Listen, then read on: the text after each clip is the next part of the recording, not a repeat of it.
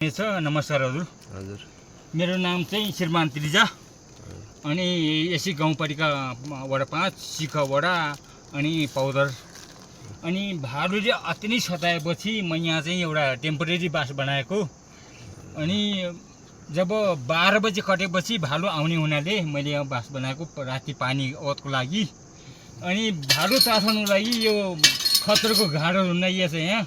जब यो हल्लाएपछि भालुले छोड्यो अनि छिमेकीमा गएर खायो। अब यसको बानी तरिका यो छ। यो चाहिँ तपाईँको जुगाड भालु भगवान जुगाड देखाउँदै तपाईँहरूले चाहिँ अब प्रत्यक्ष देख्नु भएको छ। गुनासो त तपाईँलाई थाहै छ पहिलेदेखि अब जन्तुले सताउँछ भन्ने कुराहरू चराचुरुङ्गीमा सग्रेनु अनि अब के अरे के भन्छ कोकोले भन्ने चरा कोकोले अनि सोल्ते भ्याकुरा समेत लिएर भालु बाँदर मृग सरा तीनटा जनावरले अति हदै सताए। हेर्नुहोस् तपाईँहरूले चाहिँ दुईटा आँखा लगायत आत्माभित्रको एउटा आँखाले एकदमै गहिराइमा सोधिदिनु होला, यो मेरो अनुरोध छ। किन भन्दा हामी अब पेन्सन लगाउन परिएन, कृषकको छोरा परियो अनि हामी अब वृद्ध भत्ताको हकमा नि परिएन। हामी किसान गरेर जन्तुको लागि दर्ता हुन्छ भने हामीले के खाने? उनी जनावरको लागि त छ नि वन जङ्गलमा बाँको छ, टुसा छ अनि सिरिसको गेडाहरू खसुको गेडाहरू छ। उनीहरूको आरा उहाँ हुँदाहुँदै हामी मान्छेहरूको आरा खोजिदियो। हेर्नुहोस् यसमा एकदम गहिराइमा मनन गरिदिनुहोस्, सोचिदिनुहोस्। किन भन्दाखेरि खेती मेटिएपछि त हामीले के खाने?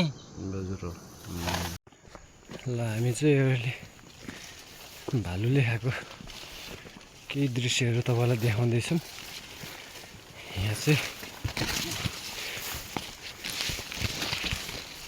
भालुले अति सन्ताएर उहाँहरू चाहिँ अति नै भयो सानो भिडियो बनाइदिए भनेर मसँग मका हुनुभएकोले सानो बनाइदिनु लागेको। हेर्नु त यस्तो खाँच्छ। कहाँबाट आउँछ यो भालु? भालु चाहिँ यो माथि राँका साइडबाट त्यो गोर्खा घनेको खेतबाट त्यो छाँगाको बिच हुँदै आएको छ। आज कहाँ सखा पार्यो है भनेको त यहाँ आएछ। मैले बिहानमा आएँ थिएँ र यहाँ त छलङ्गै देखिएछ। कस्तो यो ठुलो भालु हो कि? ठुलो भालु देखाती भालु भन्छ। यो पर घट्टो उलटी हिलोमा टेकेको त हाम्रो दुईवटा हातको लाप्टा जत्रो कि दशक्कै धसिएको कि ओजनले। लेकाली भालु चाहिँ खाँदैन पर केरो गान्छले पर्दा लाग्छ। ऊ पर्दाले त कहाँ त्यसो गान्दाको धानले पर्दा लाग्छ। खान्छ यो भालुले बाँदरले सन्ताउनुसम्म बाँदर हल्का भएछन् फेरि यो भालुले सन्ताउनु लाग्छ। केही गरेर खानै नमिल्ने बस्छ यहाँ। एकै रातमा नेट दिने गरी खाएपछि त हजुर कहाँ हुन्छ बिचरा छोरी मान्छे कहाँनिर हुन आउन्। अब ल त उता नि जाऊँ काका, उता नि हेरौँ कति जुन ठाउँमा छ।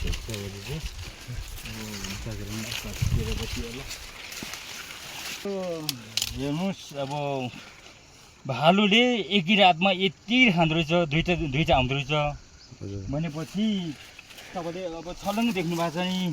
बोट बिरुवाहरू मकैको बोट लथालिङ्गै घोबाहरू चाहिँ पुरै चिथरेर त्यहाँ फालेको देख्नु भएको छ। यहाँ त झन् सखाप बनाइछ त। अलिक गोतिर मकै यही हो। अनि थाहा त एक ठाउँमा ध्यान बसेर एकदम स्ट्यान्डर्ड तरिकाले खाएको छ।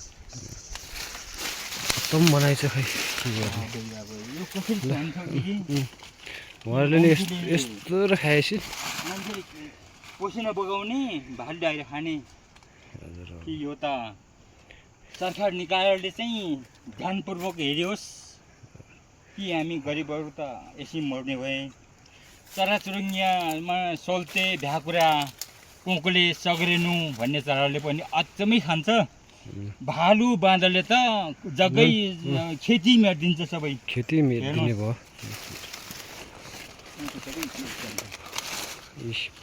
यो त पाटो एउटा पाटा सबै खाइसकेछ ल यस्तो खै अब के छ र सब केही छैन यहाँ। अलि राम्रो मकै यही हो पुरै सखा पारिदियो त हजुर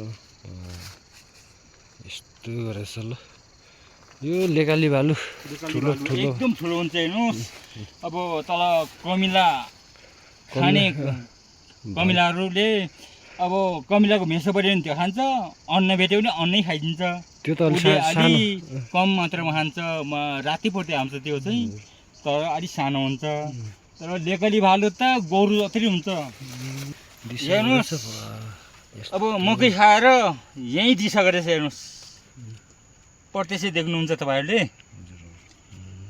एउटाको दिशा हो यो अनि उसले चाहिँ टन्नै खाएछ अनि यति खेतमै थुपार्दैछ त्यो खेत त ऊ बनाइसकेछ के भालुले ल बाँदरले खाएर बाँकी रगरलाई भालुले सखाप बनाइन्छ ल यसको लागि चाहिँ केही हुन्छ कि सरकारबाट सम्बन्धित निकायबाट एक क्याबले यसो यो कुरामा ध्यान पुऱ्याउनु पर्ने जस्तो देखिन्छ मैले यसो हेर्दा चाहिँ यस्तो रहेछ क्षति पुर्याएको तपाईँलाई चाहिँ एकदमै मनन गरिदिनुहोस् हेर्नुहोस् हामी किसानी हो हामीहरू पुर्खादेखिको हामीले चाहिँ जग्गा जमिन अब खेती गरेर खाने भन्दा त दुःख र पीडा त आफ्नो ठाउँमा छ अब आफ्नो मुखमा आइसकेको बाली यसरी सफा पार्दाखेरि कसको मन रुन्न र त्योचोटि खुलस्तै साह्रै हदै भएपछि हामीले चाहिँ यसरी रेकर्ड गर्न लागि हो हजुर हजुर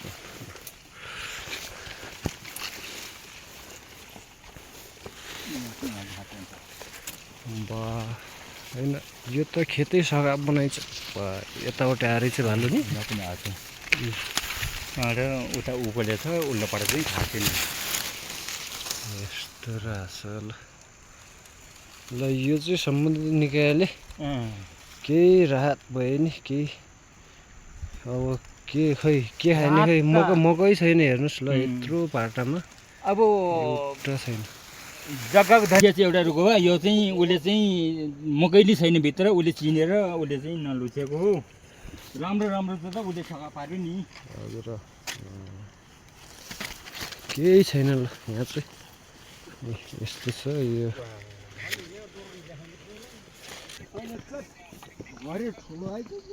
उतै यो राँकाबाट यो तुनुको बाको खाएर उता झर्ने भालु यो मैले खुदै देखेको थिएँ घनेको खेतमा झरेछ अनि यो त पुतराको रुखको धाराबाट फेरि छाङ्गाको बिचबिच भएर उगुले झरेँ फेरि मैले भोलि पनि यही बाटो आयो भने मैले पास थाक्छु भनेर उनीहरूलाई दुईवटा तान्द्रो उनीहरूलाई यसो गरेर राखिदिएको थिएँ बिगाड्यो भने आएको भने थाहा पाउने भनेर केही बिगारेको थिएन फेरि जुनबाट आएको त्यहीबाट जान्न थियो भाउजूले दिनमा बाँदर कुर्दिने अनि रातमा तपाईँले भालु कुर्दिने ठिकै हो रहेछ भाउजू नभए बाँदरले मेरो त मेदिन्थ्यो यो हुलै पसेपछि त कहाँ राख्छ उसले भालुको पैसा त होइन तपाईँले फेरि भालु हुने रहेछ यही खेतमै पहिला त खाएको नि भाउजू नि पहिला खाएको अनि म पर बस्ने आवश्यक थियो तर फेरि भाउजूको खाला भनेर यहाँ अन्त सेन्टरमा बसियो कोही बेला त यहीँ उतातिर उकुलेर यहाँ खाएर त्यहीबाट गएको नि हो ठुलो जाम त ल एकचोटि हेरौँ अब कहाँ खान्छ हेरौँ एकचोटि हेरौँ र हजुर मैले त थाङ्रा ल्याउने जनाए खाएको हो त्यो चाहिँ आलै छ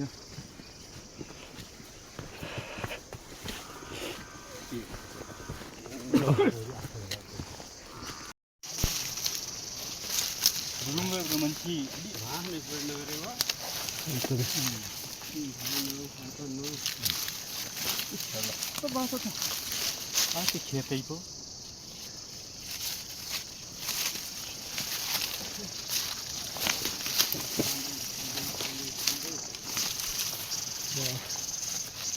खेतै सघा बनाइछ नि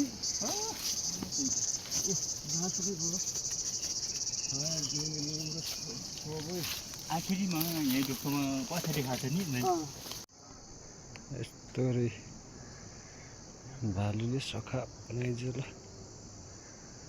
केही छैन एउटा भएको भयो भने बाँदरले खान्छ भालु त्यस्तै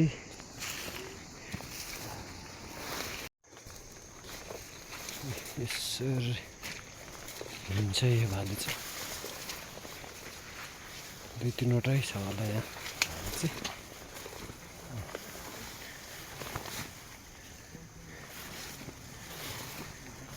हल्लै हिँड्छ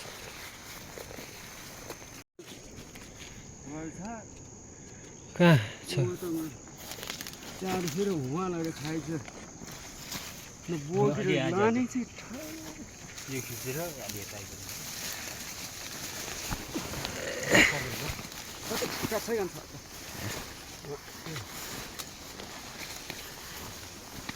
वाह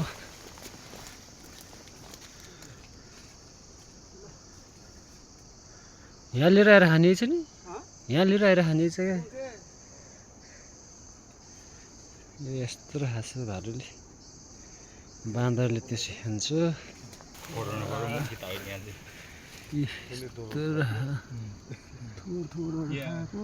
कतिवटाले खान्छ होला यहाँ कतिवटा खै अन्त 3-4वटा छ है के हो जस्तो छ कोहीले यहाँ ल्याएर खाने कोहीले यहाँ झाँसै खाने यो पाटो नै धेरै खाइन्छ त स्वास्थ्य खाएको के यो पाटा तल्लो पाटा यस्तो गरेर खै स्वास्थ्य खाएको त परको लिख्ने अति बाहनै परेन यो पाटा चाहिँ अझ त्यसरी लम्पसर पारे खाएको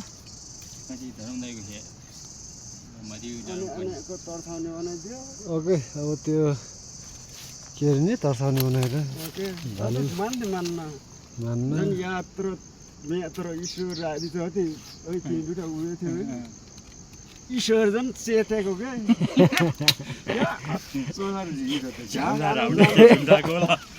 घाँडा हुँदो जान्छ तर त भुइँमा छ नि के हो यसरी हेरेर झन् चेतेको के अरे कुनै उपाय गर्दा नि भएन अब यस्तो जोड्थे घन्टी लाउँदा नि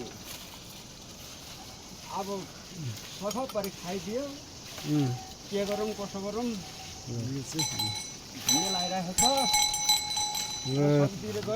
यो भिडियो चाहिँ अब सम्बन्धित निकायसम्म पुग्यो भने के भन्न चाहनुहुन्छ ल त्यो चाहिँ भनिदिनु केही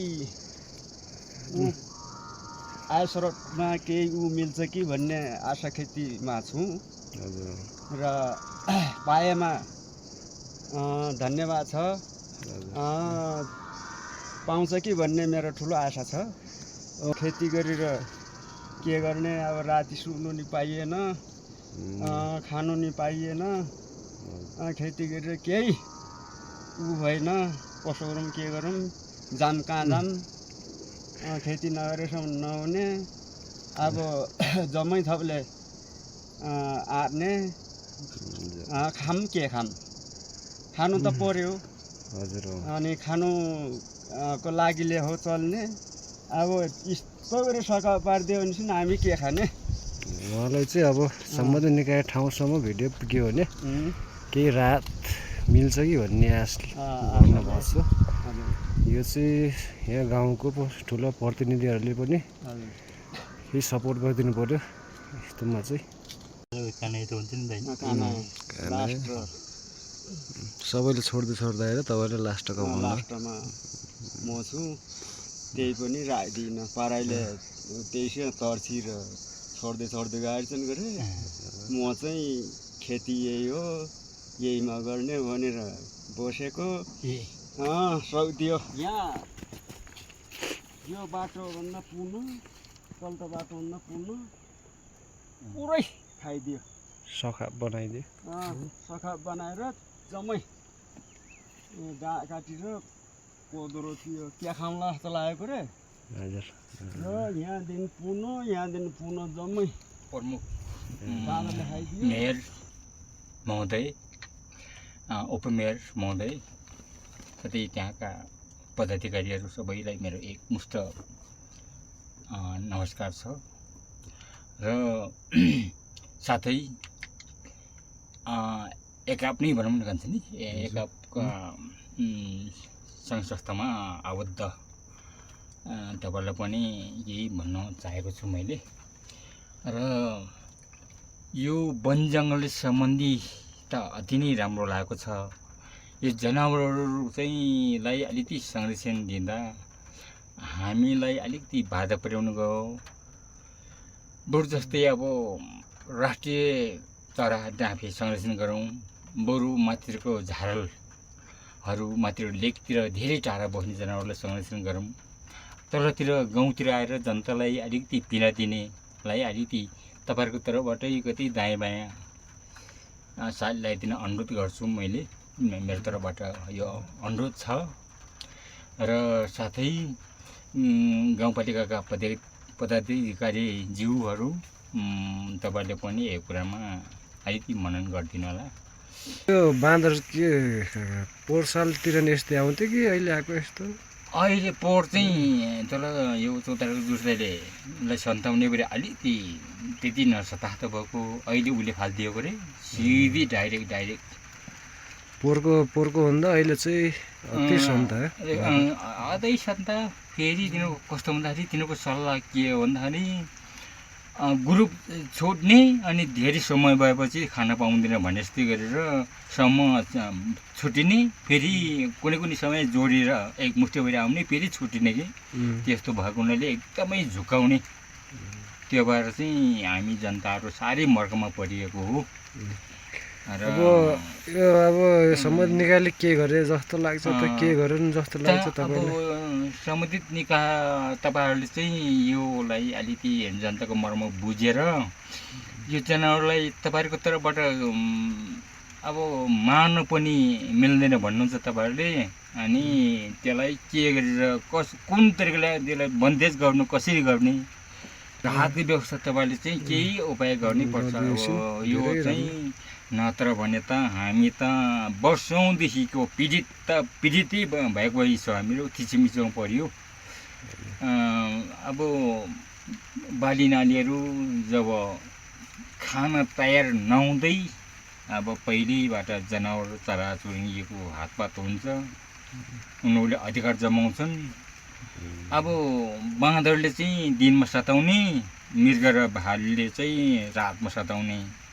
अनि यो जनावर फेरि 12 बजेमा त पहिला हिँड्दैन, यो चाहिँ 12 बजी खटेपछि सताउने हुनाले, नोक्सान पुर्याउने हुनाले अब चाहिँ एक ठाउँमा बसेर जागै बस्नुपर्छ।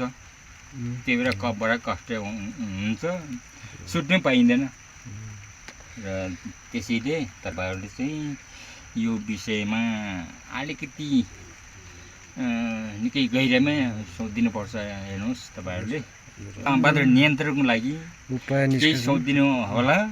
र अनि यो विषयमा तपाईँलाई अनुरोध जनाइसकेपछि अब तपाईँहरूले चाहिँ एकदमै मर्म बुझेर एउटा राहतको व्यवस्था तपाईँहरूले चाहिँ अपनाइदिनु होला।